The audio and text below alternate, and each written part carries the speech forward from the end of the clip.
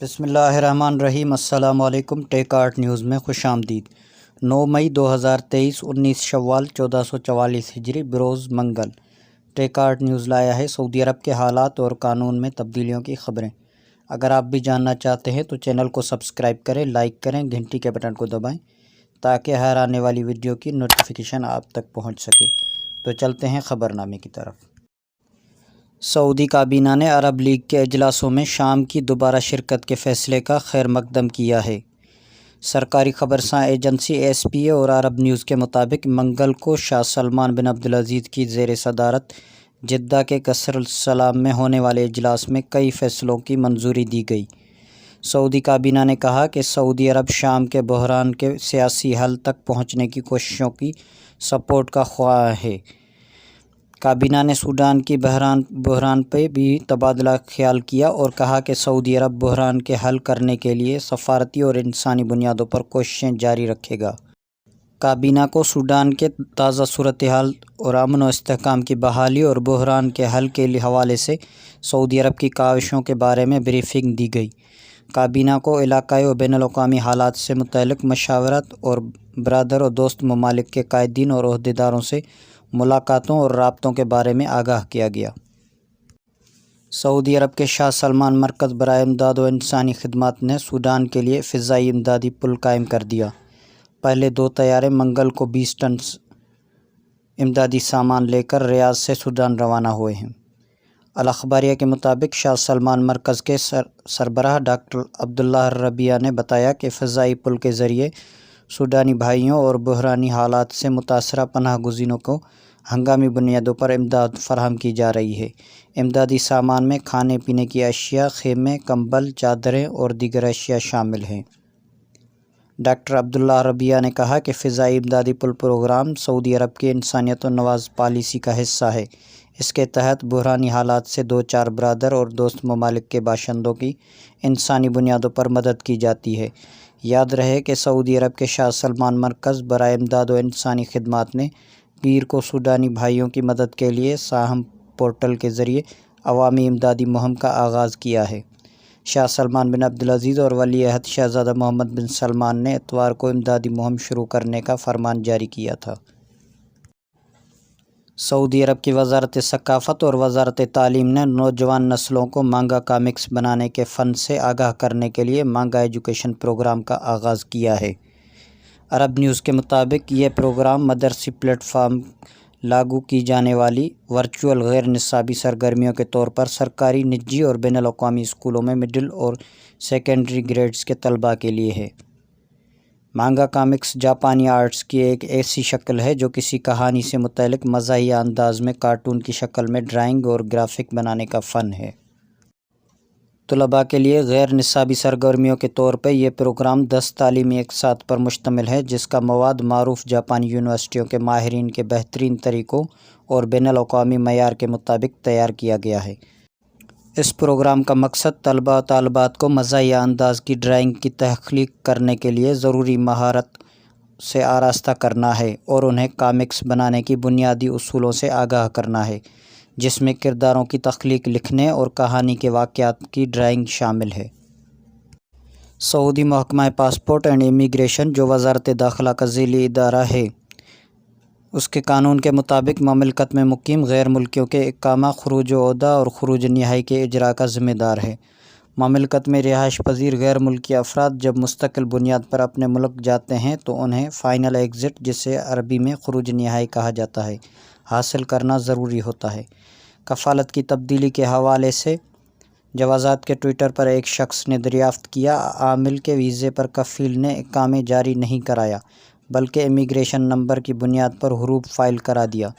اس صورت میں کفالت تبدیل کرائی جا سکتی ہے، کس ادارے سے رجوع کیا جائے؟ اس سوال کے جواب میں جوازات کا کہنا تھا کہ وزارت افرادی قوت اور سماجی بہبود آبادی سے رابطہ کیا جائے، جہاں کیس کو دیکھتے ہوئے متعلقہ اہلکار فیصلہ صادر کریں گے۔ واضح رہے کہ جوازات کے قانون کے مطابق مملکت میں نئے ویزے پر آنے والے غیر ملکی کارکن کا اقامہ جاری کرانا اس کے کفیل کی ذمہ داری ہوتی ہے۔ اقامہ جاری کرانے سے قبل آجر و اجیر کے پاس قانونی طور پر 3 ماہ کی تجرباتی مدت ہوتی ہے، جس میں باہمی اتفاق سے مزید 3 ماہ کی توسیع کرائی جا سکتی ہے۔ تجرباتی مدت ختم ہونے سے قبل اقامہ جاری نہ کرائے جانے کی صورت میں 500 ریال جرمانہ عائد کیا جاتا ہے، جو کفیل کا ذمہ ہوتا ہے۔ وزارت افرادی قوت کی جانب سے آجر و اجیر کے مابین تنازعات کے حل کے لیے باقاعدہ شعبہ قائم کیا گیا ہے، جہاں اس قسم کے معاملات نمٹائے جاتے ہیں۔ مملکت میں نئے آنے والے غیر ملکی کارکن کے اقامے کے اجراء سے قبل اس کا طبی معائنہ کرایا جاتا ہے، جس میں پاس ہونے کے بعد کارکن کا میڈیکل انشورنس جاری کرایا جاتا ہے۔ اس کے بعد اقامہ اور لیبر کارڈ کی فیس ادا کرنے کے بعد اقامہ جاری ہوتا ہے۔ سعودی عرب میں روزگار کے مشترکہ نیشنل پورٹل جدارات نے پیر 8 مئی 2023 کو دوسرا مرحلے کا آغاز کیا ہے۔ روزگار کے متلاشی افراد کو پرائیویٹ سیکٹر کی کمپنیوں اور اداروں میں روزگار کے حوالے سے نئی سہولتیں ملیں گی۔ عکاظ اخبار کے مطابق نئے مرحلے کے تحت ملازمت کے روزگار کے خواہش مند افراد پرائیویٹ سیکٹر کی کمپنیوں اور اداروں کا جامع تعارف حاصل کر سکیں گے۔ پرائیویٹ ادارے یا کمپنی کی جانب سے جاری کیے جانے والی خالی اسامیوں کے اشتہارات آسانی سے دیکھ سکیں گے۔ ملازمت کی درخواستیں نئے نظام کے تحت منظم کی گئی ہیں۔ ملازمت کے لیے انٹرویو کا شیڈول اور کمپنی کی جانب سے ملازمین کو نئی کی جانے والی پیشکشیں بھی مہیا ہوں گی۔ امیدوار جدارات پورٹل کے ذریعے ملازمت کے حوالے سے تمام کارروائی آن لائن کر سکیں گے۔ سعودی عرب میں مکہ کے مرکزی محلے القدوہ کی انہدام سے قبل اور بعد کی تصاویر سوشل میڈیا پر وائرل ہیں۔ العربیہ نیٹ کے مطابق سعودی فوٹوگرافر محمد البستانی نے القدوہ محلے کی انہدام سے قبل غیر منظم عمارتوں کی تصاویر بنائی تھی اور انہدام کے بعد کی تصاویر سوشل میڈیا پر شیئر کی ہیں۔ سعودی فوٹوگرافر نے بتایا کہ انہوں نے ایک اونچے مقام سے تصاویر لی ہیں تاکہ قدوہ محلے کی وسیع و عریض رقبے اور اسے جدید خطوط پر استوار کیے جانے والے کام کا اندازہ لگایا جا سکے۔ انہوں نے کہا کہ انہدام سے قبل اور اس کے بعد کی تصاویر میں 2.5 مہینے کا فرق ہے۔ محمد البستانی کے مطابق وہ 10 برس سے مکہ مکرمہ شہر کو جدید خطوط پر استوار کی جانے والی سرکاری کاوشوں کے عینی شاہد ہیں۔ بے شمار تصاویر کا انتخاب ہے، جسے دیکھ کر اندازہ لگایا جا سکتا ہے کہ مکہ میں تعمیراتی عمل کی رفتار کیا ہے۔ افواہ پھیلانے پر 30 لاکھ ریال جرمانہ اور 5 سال قید کی سزا۔ قانونی مشیر رمضان الحنتوش نے کہا ہے کہ سوشل میڈیا پر افواہ پھیلانا قانون کی نظر میں سنگین جرم ہے۔ سبق ویب سائٹ کے مطابق انہوں نے کہا کہ ملک میں امن و استحکام یا امن عامہ کو نقصان پہنچانے کے علاوہ لوگوں نے انتشار پھیلانے والی افواہ سائبر کرائم میں شمار ہوتی ہے۔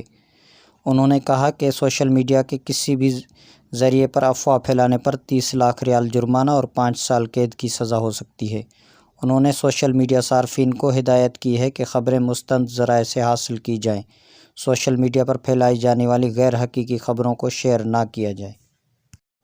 سعودی عرب کے مختلف ٹرانزیکشن سینٹرز کے مطابق 9 مئی 2023 کو سعودی ریال کا ایکسچینج ریٹ کچھ اس طرح رہا۔ پاکستان کے لیے فوری بینک 74.65 روپے، ایس ٹی سی پے 74.70 روپے، تحویل الراجی 74.75 روپے، ویسٹرن یونین 75.05 روپے، منی گرام 75.02 روپے، ٹیلی منی 74.68 روپے اور انڈیا کے لیے فوری بینک 21.38 روپے، ایس ٹی سی پے 21.42 روپے، تحویل الراجی 21.40 روپے، ویسٹرن یونین 21.46 روپے، منی گرام 21.34 روپے اور انجاز بینک 21.44 روپے۔ اور بنگلہ دیش کے لیے فوری بینک 28.34 ایس ٹی سی پے 28.38 تحویل الراجی 28.35 ویسٹرن یونین 28.72 منی گرام 28.30 اور انجاز بینک 28.35۔ تو یہ تھا آج کا مختصر خبر نامہ۔ مزید خبروں کے لیے چینل کو لائک کریں، سبسکرائب کریں، گھنٹی کے بٹن کو دبائیں تاکہ ہر آنے والی ویڈیو کی آپ تک نوٹیفیکیشن پہنچ سکے۔ السلام علیکم۔